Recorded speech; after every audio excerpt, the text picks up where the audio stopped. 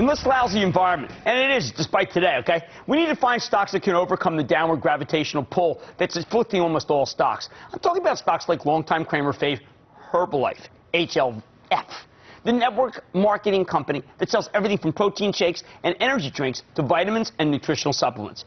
Herbalife is what's known as a direct sales company with 2.3 million part-time distributors selling their products. I want you to think of it as the Tupperware or Avon of the supplement business, and man, is it ever working all over the world. Herbalife was up big yesterday after delivering a stellar quarter Monday night, and I think the stock would have been up even more if it hadn't reported in the middle of the bloodbath, as it rallied another $2.36 today. That's one of the best, it's one of the best two-day performers in this wacky market, other than maybe MasterCard. This is a company that keeps on delivering incredible quarter after incredible quarter. People keep underestimating them. Hey, they underestimate themselves. And the stock keeps powering higher. I'm calling it a true Jackie Wilson stock, higher and higher, even when everything else is falling apart. Herbalife earned 88 cents a share, 5-cent beat on stronger than expected revenues that rose 27.7% year over year. And they posted these terrific numbers despite some very tough comparisons from last year. Company also delivered record volumes. That's how you have to gauge this thing. It's called volume points. And gave upside guidance for the next quarter in the full year. No wonder the stock rallied yesterday and again today.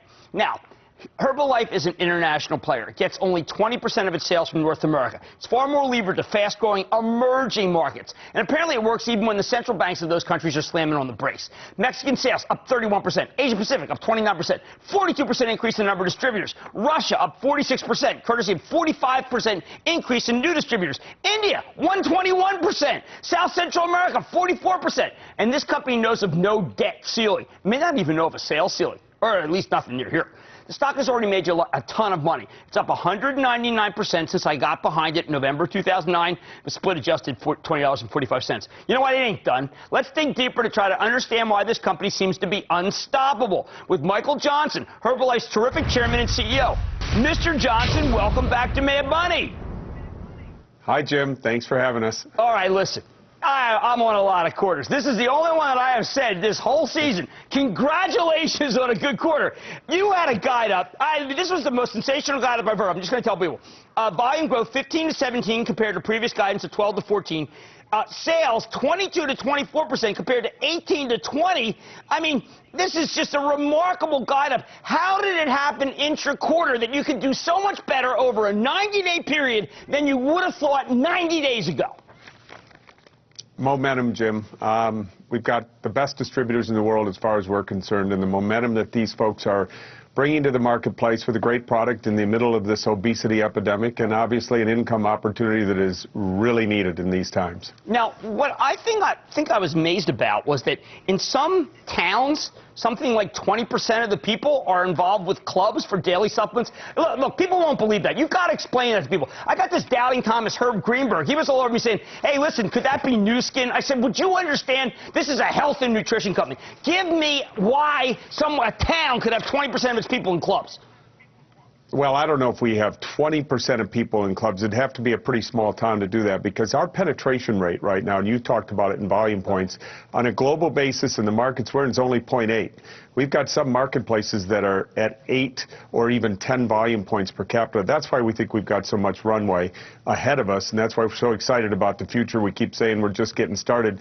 And these towns that may have 20% penetration, they're going to be pretty small towns, but hopefully we'll get that in some of the larger towns soon. Right now, because I know people say, no, wait a second, Jim, you didn't like eyeballs when the dot-com started. Now you're suddenly embracing volume points. How come I don't hear volume points when it comes to Johnson & Johnson? I need you, Michael, to put volume points in English to say why they're more important actually than, say, sales sometimes. Well, let me do it simply. Volume point basically is what we register as a mechanism. It's just it's a dollar, if you will, a dollar value on a global basis. If you're an Herbalife distributor, you might sell something for dollars in one market and pesos in another, but it's attached to a volume point. And so there's a commonality among the volume points around the world. I hope that was simple enough. Yeah, no, it is. That's great. Well, look, I'm only doing it because, look, you and I met when I was critical initially of your model. That was 200% ago. Right. I've been not only won over, but I don't know who else. I mean, I don't know how you cannot be won over by these sales, but I always want people to understand that conviction to own a stock comes from understanding every single metric, and that volume point's an important metric. Now, you guys have this new line, that I find that is very exciting. We talked about it last time. It's called 24. You're using a unique way to get the message out. You got one more soccer game. You call it football wisely because it's an international company. And you got a road race coming up, a bike race. Why are these ways working versus, say, commercials on CNBC?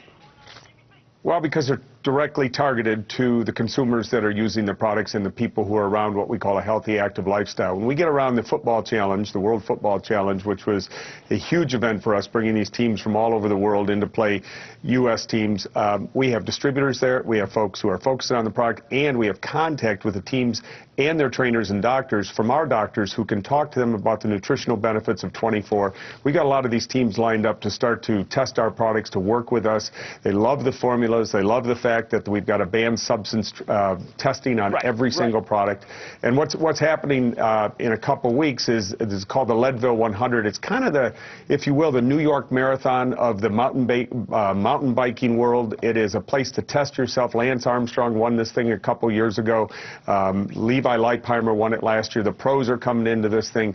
This is a huge test. It starts at 10,200 feet in Leadville, Colorado. You climb 11,000 feet over 103 miles.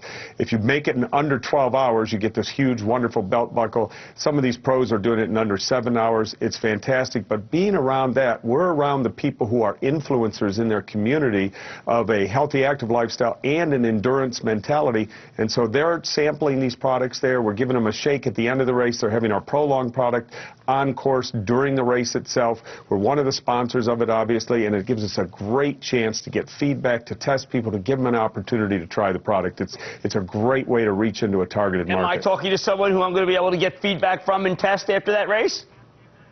Are you in it? Yeah, Jim. I'm in it. This is my second time. I'm going for a belt buckle. I'm certainly not one of those 7 or 8 hour guys. I'll be happy to get in under 12. All right, the last thing I want to talk about is the idea that you guys are having tremendous success with individuals.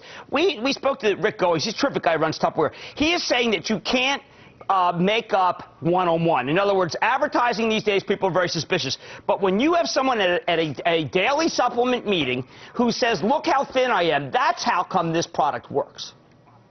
Well, it's passion. It's passion marketing. I mean, it's face-to-face. When we call it use, wear, talk. Use the product, wear something that's Herbalife, and then talk to somebody about it. And if you get somebody who loses 20, 30, 40, 50 pounds, their life changes. Yes. And that story is an incredible story, and people see the story on their body. They say, hey, what'd you do? Jim, how'd you lose all that weight? Where are you going? What are you doing? What are you taking? It's a personal endorsement. It's like a movie or a car endorsement. When somebody you trust tells you that, game on. Well, I got to tell you, the story I like is Michael Johnson's chairman and CEO of Herbalife story. You have made fortunes for our viewers. Thank you so much for coming on the show. Good luck in the race. Jim, thanks for the support. We appreciate it, and I'll do my best. All right, all right. Michael Johnson has delivered and delivered and delivered. This conference call is filled with superlatives. I want you to understand volume points. I want to understand daily supplements, because if you don't, when the stock has an air pocket, you'll sell it instead of buying it. Michael Johnson, Chairman and CEO of Herbalife, perhaps the best performing stock that we have ever talked about on the show. Stay with Cramer.